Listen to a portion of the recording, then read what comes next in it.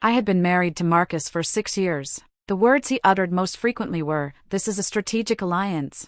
Nothing more. Beyond the title of Mrs. Vance. "I can offer you nothing else. Don't dream of things that aren't yours." I took his words to heart, letting him indulge in his playboy ways, going through one mistress after another. That was until his latest mistress appeared with a child who bore a striking resemblance to him, demanding I divorce Marcus. I kept the child and ordered the housekeeper to throw the woman out. Not long after, Marcus rushed back in a rage, looking for me and demanding the child. I looked at him, speaking calmly. "I'm giving you two options. First, sign the child relinquishment papers and never see him again. Second, adopt the child under my name, and he will be my son." "Eleanor, you're going too far." Marcus frowned in displeasure, his eyes filled with warning. "You've never had a child. You wouldn't know how to care for him. Stop causing trouble and hand the child over." I sat composed on the living room sofa and casually met his gaze. Someone who truly knows how to care for a child wouldn't bring an illegitimate child to his wife, shaming everyone. "I'll give you 24 hours to decide. If you can't make a choice, then I'll make it for you. Chloe and the child pose no threat to your position. They have no impact on you whatsoever. There's no need for you to be so aggressive." A glint of sarcasm flashed in my eyes. I stood up and faced him. "Whether there's an impact or not, I decide. I'm done wasting words on you. Come back to me when you've thought it through." With that, I turned and walked upstairs. Marcus lifted his foot, intending to follow. His phone suddenly rang, stopping him in his tracks. Soon, I heard his frantic voice from downstairs. "Keep a close eye on Chloe for me. I'm on my way now." The front door slammed shut. I paid no attention and continued upstairs. Just as I reached the guest bedroom at the end of the hall, I heard crying coming from inside. "I want my mom. You're all bad people. I hate you." Nanny stood beside Leo, gently trying to persuade him. "Leo, Mrs. Vance won't hurt you. Just eat your food first." "I won't. If my mom doesn't come, I won't eat." Hearing this, I pushed the door open and walked in. "Nanny, if he doesn't want to eat, that's fine. Missing one meal won't hurt him. You can go downstairs." As I spoke, I didn't forget to add, "Take all the food in the room away. Leave nothing." The little boy, who resembled Marcus, heard my words. His cries stopped abruptly, his eyes wide with disbelief. You're a bad person." I didn't argue with his assessment. Instead, I countered, "This is my home. You and your mother came here without my permission. Does that make you good people?" This isn't your home. Mom said this is Dad's home, and it's going to be our home too," he argued, but I found it amusing. "Oh really? Then let's make a bet. Your father will be out of this house sooner or later." "Really?" Before he could finish, my phone suddenly rang. It was Marcus calling me. I answered, and his voice, laced with barely suppressed fury, came through. "Eleanor, get Leo to St. Jude's Hospital immediately. Chloe is threatening to jump from the building right now, and if anything happens to her, I swear I won't let you off the hook." Hearing that, I finally understood. The reason he had rushed out earlier was because Chloe had attempted suicide by wrist slashing at home. She hadn't died, and now she was causing a scene at St. Jude's Hospital. A scornful smile touched my lips as I said calmly, "Then let her die." "What? If you can't bear to see her go to hell alone, then you can go with her." I feigned generosity, saying nonchalantly, "Don't worry, you couldn't be husband and wife in life, but after you're gone, I'll make sure you're buried together, or I'll personally arrange everything for you. After your deaths, I'll organize a grand wedding for you both." I wasn't joking. I was serious. As I spoke, I had already picked up my tablet and started searching how to arrange a wedding for the deceased. "Eleanor, are you out of your mind?" Marcus's uncontrolled rage erupted instantly, and he roared. It was the first time he had ever yelled at me, and it was the first time in 6 years that I had felt any emotion from him other than cold indifference. 6 years ago, when my family announced that he was my fiancé in the strategic alliance, I had a brief fantasy. I thought we would be different from my parents, who had been respectful but distant for decades. I believed we would fall in love like ordinary couples and spend our lives together. But on our wedding night, one casual, indifferent remark from him shattered my illusion. He said, "This is a strategic alliance. Beyond the title of Mrs. Vance, I can offer you nothing else. Don't dream of things that aren't yours." After he said that, the next day, my mother told me, "Eleanor, What's more important than love is having the ability to protect yourself. You'll understand later that love is the most worthless thing. Back then, I naively thought that if I tried hard enough, I could eventually change his mind and prove that what my mother said wasn't necessarily true. But as I dedicated myself wholeheartedly to this family, he started staying out all night. News of him with other women frequently surfaced. I argued. I pleaded, trying to get him to focus on our home. But all I got in return was, "Eleanor, I told you long ago this is a strategic alliance. I won't develop any feelings for you. Stop making pointless efforts." That's when I realized my mother was right. Love is worthless. One-sided love is even more so. Eleanor, I was wrong. Please, I beg you, give me back my child. I'll kneel before you. I'll apologize. Just tell me what you want, and I'll do anything if you give me back my child. Chloe's voice, teetering on the brink of a breakdown, reached my ears. Chloe, get up quickly. I'll definitely bring the child back to you. Marcus was both angry and anxious, his voice soothing Chloe with a tenderness I had never experienced from him. My fingertips tapped lightly on the tablet, and I suddenly felt they weren't even worthy of me bothering to arrange their funeral. I smiled faintly and said, "You'll do anything I want? Then how about this, you marry someone else. The child takes your new husband's surname, and you never appear before Marcus again." "Eleanor, that's enough." Marcus's voice, gritted through clenched teeth, came from the other end of the phone. "My patience with you has limits. Don't push me any further." At the same time, Daniel, Marcus's assistant, suddenly sent me a message. "Ms. Clark, our company's new product has been exposed for containing excessive heavy metals. There are now calls for a thorough investigation." Needless to say, I knew this was Marcus's warning to me. He wanted to suppress and threaten me, to make me meekly hand over the child. However, he forgot that I have never been a kind person. I chuckled lightly, while replying to the message. I spoke to the two on the phone. "Marcus, can I assume you've made your choice?" "Eleanor, this is just a small warning. If you don't hand Leo over, I can't guarantee what else I'll do." Listening to him, I softly counted down. 3, 2, 1. As the countdown ended, I heard Daniel's astonished voice. "Mr. Vance, Leo's situation has become trending online." But it was Mrs. Vance who posted it. She posted photos of herself with Leo, saying Leo is your child and hers. Silence fell for 2 seconds, then began to shriek hysterically.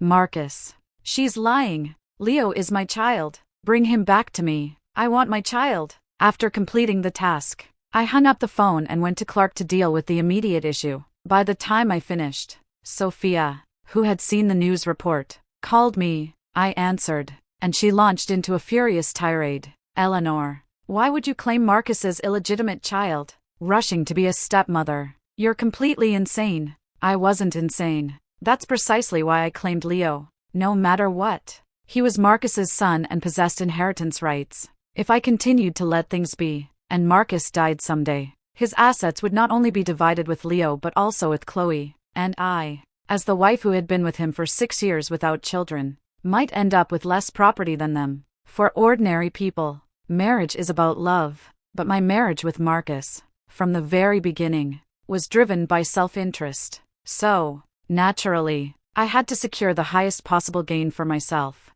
I briefly explained the situation to Sophia, and her anger gradually subsided. "Even so, raising your husband's illegitimate child still feels humiliating. No matter how you look at it, if I had married for love, it certainly would be humiliating. But I was different. I no longer loved Marcus, so there was no humiliation to speak of." That evening, after I had washed up and was about to go to bed, Chloe called. My fingertip paused, then I tapped to answer. Chloe's intimate voice quickly spilled out from the voice message. "Marcus, what if Eleanor refuses to give us back the child? Will we really let her be Leo's mother?" "Don't worry, darling. You are the only mother my child will ever have.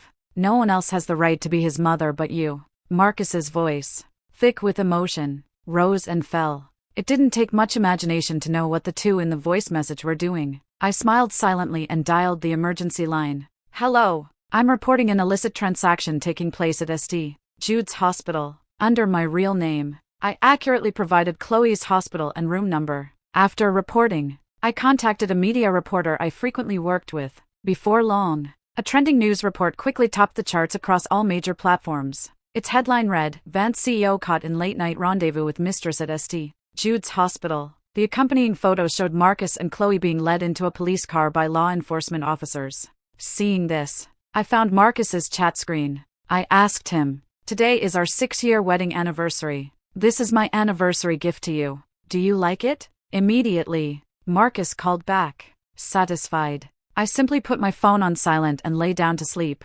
3 days of quiet life passed. Leo no longer asked when his mother would come to pick him up, because the smartwatch on his wrist, which had a full battery, never rang. But today, when I returned home from work, as I reached the door, I heard a loud commotion coming from the living room. "Where's my son? Where have you hidden him? Hand him over. Otherwise, I'll call the police." She was crying and smashing things in the living room like a madwoman. Marcus's face was grim, filled with unbridled fury. Seeing me return, he quickly strode towards me. He gripped my wrist tightly and roared, "Eleanor, where have you hidden Leo? Just tell me, and I won't pursue what happened before." His grip was merciless, causing me sharp pain. I looked up at him, a slight smile on my lips. I pulled the small knife from my bag and plunged it directly into his right hand, which was clutching my wrist. The next moment, bright red blood slowly trickled from the wound. Marcus cried out in pain, instinctively letting go.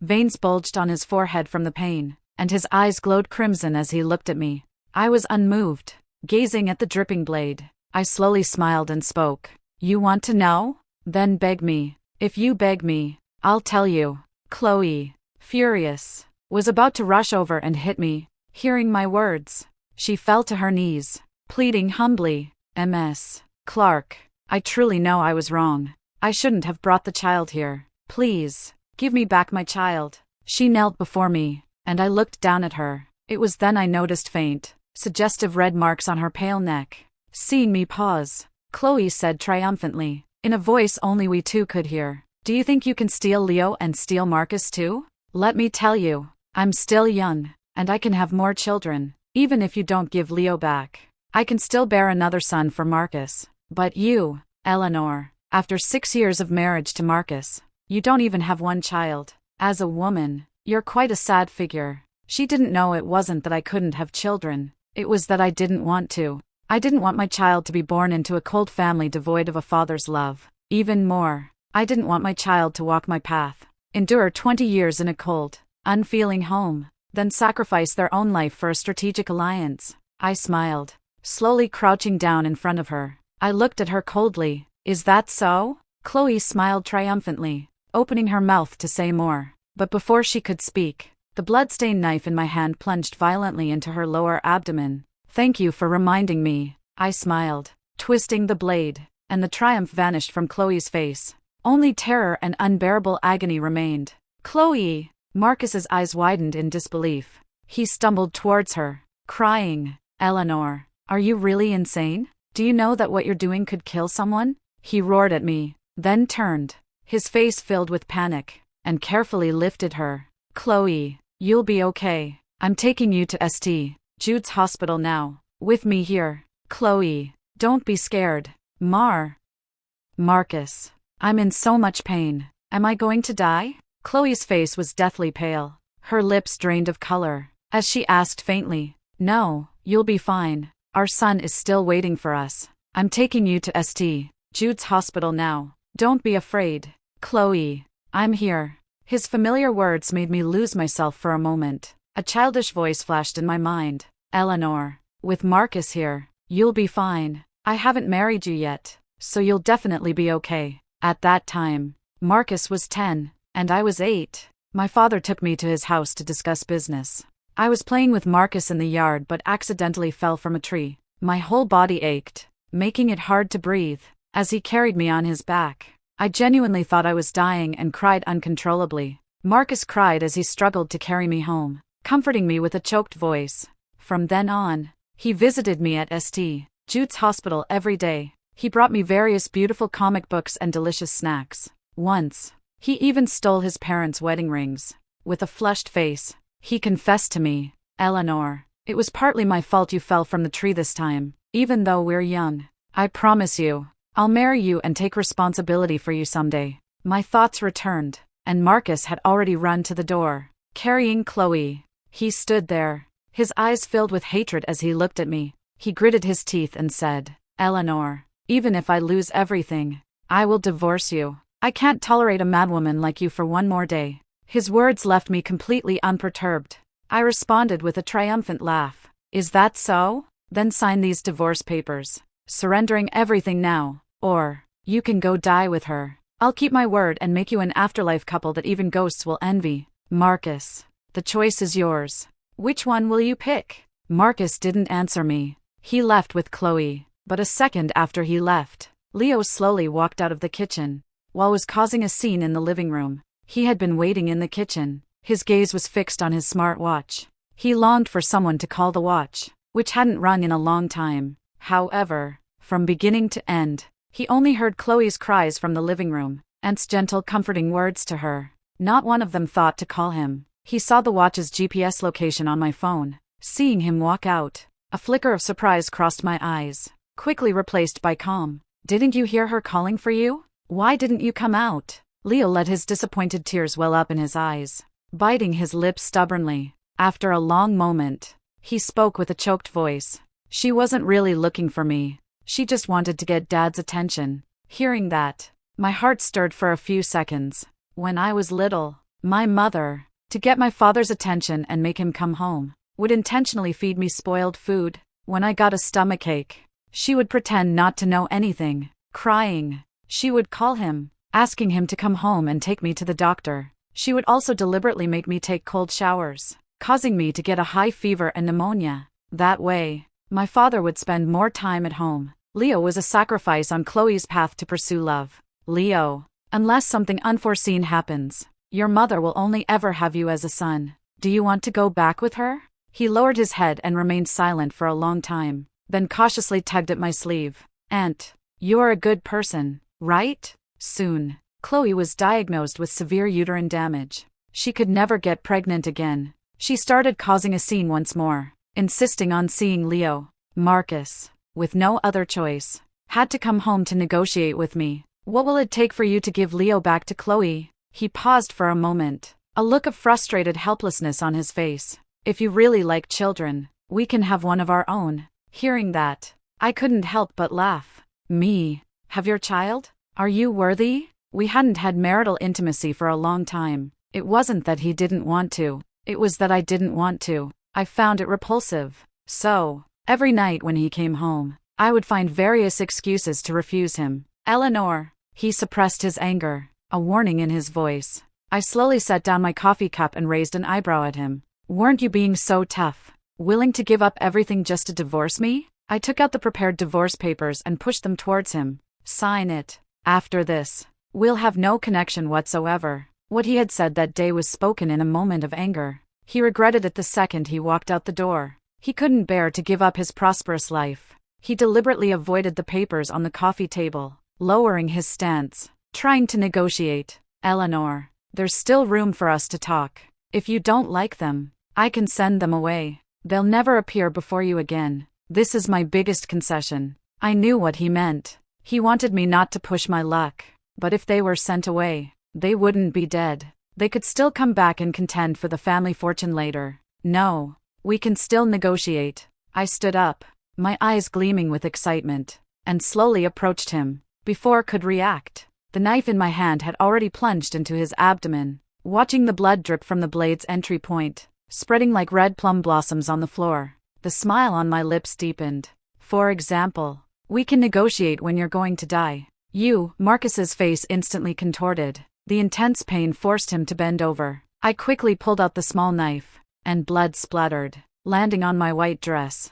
"I warned you long ago that I wouldn't care how you fooled around outside, but you absolutely should not have ignored my warning and brought an illegitimate child into this." I blinked, running the blood-stained blade across his pale face, my smile not reaching my eyes. "So, those who do wrong must be punished." Under his grief-stricken and desperate gaze, I smiled and turned the blade. With a swift motion, my hand raised and fell, fiercely stabbing him in the most vulnerable part of his body. "Since you're unwilling to divorce, to prevent you from causing me unnecessary trouble again, I can only solve the problem at its root." I smiled radiantly, asking sweetly, "Wouldn't you agree, Mr. Vance?" Marcus's body trembled uncontrollably. His dark eyes filled with pain. A whimpering sound squeezed from his throat, and he was on the verge of fainting. Elia.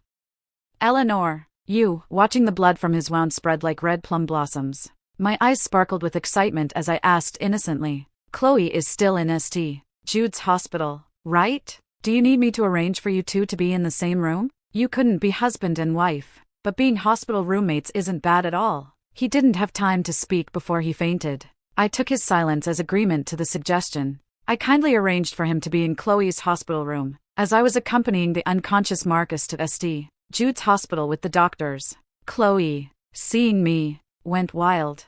She pointed at me and screamed, "You vicious woman. Get out! I don't want to see you." The accompanying doctor, seeing this, asked curiously, "Ms. Clark, do you know Ms. Song?"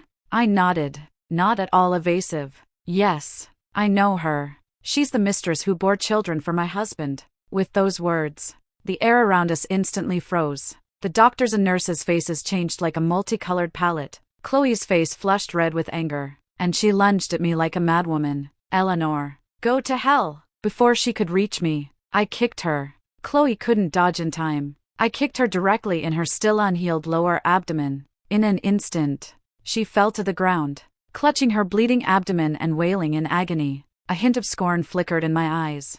I looked at the doctor, who had observed the entire scene, and said, "The mistress is here. You don't need to inform me when my husband wakes up. Just contact her if anything happens." With that, I turned and walked out. In the evening, Sophia suddenly sent me a video link. "Quick, take a look. Is that you they're talking about in this video?" My fingertip moved, and I tapped on it. As soon as I opened it, Chloe's haggard, pale face instantly filled the screen. She held Leo's birth certificate and his paternity test results with Marcus. In the video, she said mournfully, "The child that Ms.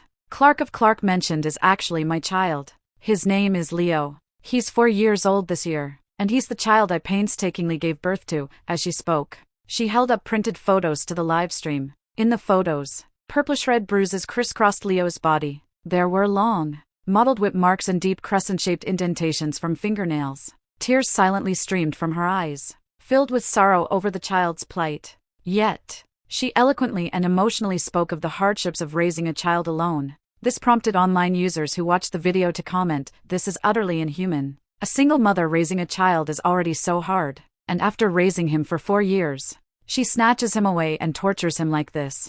I'm cursing this malicious woman. I can't even watch this. This child is so adorable, yet he's been abused like this." I support the streamer in getting her child back. Children are safer with their biological mothers. From what I know, Marcus and Eleanor have been married for 6 years, and I haven't heard about them divorcing. If this child is really his, doesn't that mean you, as a mistress, have been fooling around with him for 4 years and even had an illegitimate child? Seeing the analysis above, I suddenly understand why Eleanor abused the child. They've been married for 6 years. Her husband cheated for 4. And even produced an illegitimate child. The child is innocent, but the 2 disgraceful adults are not. Sophia read the comments in the video. She told me indignantly, "Look at that vicious woman. To achieve her goals, she'll even use her own child." Did she even consider the impact these revelations would have on Leo? Such people are typically selfish. They only care about their own interests. At that moment, I suddenly understood why Marcus was attracted to Chloe. Because, deep down, they were the same kind of person. The public outcry escalated online. Chloe became increasingly smug as she watched, but just as she couldn't suppress a laugh, my people appeared in the hospital room. Before she could react, she was knocked unconscious and taken away. When she woke up, she was tied to a tree stump in Willow Woods. Seeing me sitting not far away, nonchalantly sipping tea, her face instantly changed. She screamed in panic, "Eleanor, what are you doing? Let me go!" I looked up at her. "You want the child, don't you? I'm giving you a chance. If you do as I say, I'll give you the child back." Doubt flickered in Chloe's eyes. "Will you really give me back the child?" I nodded slightly, and a bodyguard beside me walked over with the child relinquishment papers that had been prepared in advance. "These are Marcus and Leo's child relinquishment papers. If you sign them on behalf of your son and promise me you'll never appear before him again, I'll give you the child back." Chloe laughed as if she'd heard the biggest joke. You're dreaming. I would never leave Marcus for a child. Ah, she talked too much. It wasn't what I wanted to hear. So, before she could finish speaking, the whip in my hand whistled through the air. It landed with a sharp crack on her back. Ah, it hurts so much. Eleanor, you're a madwoman. Does it hurt? Without batting an eye, I swung the whip with all my strength, striking her again. The words Leo had spoken to me that day suddenly echoed in my ears. That day, he asked, "Are you a good person?" I didn't know how to answer him, because, in my understanding, I wasn't bad, but I wasn't exactly good either. Before I could think of an answer, I heard him say, "You are a good person. You wouldn't hit me just to make Dad come home." He pulled up his sleeve, revealing a large area of purplish-red bruises. Mom used to only be nice to me when Dad was around, so I really wished Dad would come home. But I knew Dad didn't come home often to be with us because he had a wife. The neighbor auntie knew about it and always said I was an illegitimate child, that I shouldn't be alive. Tears silently streamed from his teary eyes, and he choked out, "But told me that only if you were gone, our family of 3 could be reunited and be together forever. But the teacher said it's wrong to break up someone else's family." He trembled all over, then expertly took off his clothes. He showed me the patchwork of old and fresh scars on his body. Finally, he said to me, "Aunt, if I had a choice, I wish Mom had never given birth to me. So if you really hate me, send me away. I won't blame you." He was only 4 years old, yet he seemed to have seen all the hardships of life. At that moment, I fell into deep doubt. Why did children understand things that adults did not? "Chloe, so you feel pain too? Then when you hit the child, did you ever think you would have a day like this?" What are you talking about? When did I ever hit the child?" The whip landed mercilessly on her body. Blood seeped through her hospital gown. She still refused to admit it, biting her lip and countering my question. I smiled silently, picked up the prepared saline solution, and splashed it directly onto her. The next moment, a desperate scream of agony erupted from her mouth. Her pale face was contorted in agony. The intense pain was more than she could bear. With reddened eyes, she screamed at me, "So what if I hit him? I gave birth to him. Even if I beat him to death, it has nothing to do with you. That ungrateful brat. How dare he tell on me? If I'd known he'd be so troublesome, I never should have given birth to him." Hearing her speak her true thoughts, I nodded in satisfaction. I said to the bodyguards behind me, "Are you done filming? Post it online." "Yes, Ms. Clark." Chloe heard this, and all the color drained from her pale face. She screamed frantically, "No, don't post it, Eleanor. You can't post it online. If you do, I'll never forgive you." Fear seized her. If found out about this, her carefully constructed image would be shattered. "Elia. Eleanor, please, I beg you, don't post it, okay? I'll never provoke you again. I'll delete those posts right away." "The child relinquishment papers you mentioned. I agree. I'll sign them." Too late. I gestured with my hand, indicating for her to look at the large trench not far away. "This is a pit I just had someone dig for you. It's desolate and uninhabited here. Hardly anyone comes by. If you die here, no one will ever disturb you." "No!" Chloe looked at the large trench, big enough for 3 people, with terror, trembling uncontrollably and begging for mercy. "Eleanor, I was wrong. I'll never provoke you again. Please, let me go." The bodyguards walked towards her, untied her ropes, and dragged her towards the large trench. The others stood by with shovels, ready to fill the pit at any moment. Just then, a car sped towards us from a distance. As the vehicle stopped, Marcus frantically got out. He hadn't had time to change his clothes. He was still wearing the standard hospital gown. His face was etched with worry for her, and his steps seemed unsteady as he walked towards us. Yet his voice was unusually firm. "Eleanor, let go immediately." I was not surprised by his appearance. After all, I was the one who had sent for him. "Marcus, please save me. Eleanor has gone insane. She really wants to kill me. I don't want to die." Chloe's eyes were brimming with tears, sobbing uncontrollably. Marcus's heart ached for her. "Chloe, wait for me. I'll definitely bring you home safely. From now on, we'll never be apart." A cold smile touched my lips, and I played the recording I had made with Chloe earlier. However, I only played the part where Chloe made her choice. Earlier, she already made her choice, choosing you over the child. Now, it's your turn to decide. I smiled as I handed him the child relinquishment papers that Chloe had agreed to sign. Do you choose her? Or Leo? Or do you give up both and choose your assets? Eleanor, don't push your luck. Can't we just maintain things as they were and live our lives? Why do you insist on forcing me to choose? I hadn't caused trouble before because I knew those women posed no threat to my position. But was different. Marcus's blood flowed in his veins, and he had legal inheritance rights. You should be asking yourself that question. Why couldn't you control yourself and have a child with someone else? Eleanor, you're forcing me to choose is nothing more than wanting me to leave with nothing. But have you ever considered, how could a woman like you possibly hold on to such a vast family fortune? Marcus expressed deep helplessness, feigning concern for my well-being. You're the only daughter of the Clark family. If not for yourself, you should at least consider your parents. You wouldn't want to see the Clark family fall apart under your management, would you? I looked at him meaningfully and smiled. Marcus, why do you assume women are inferior to men?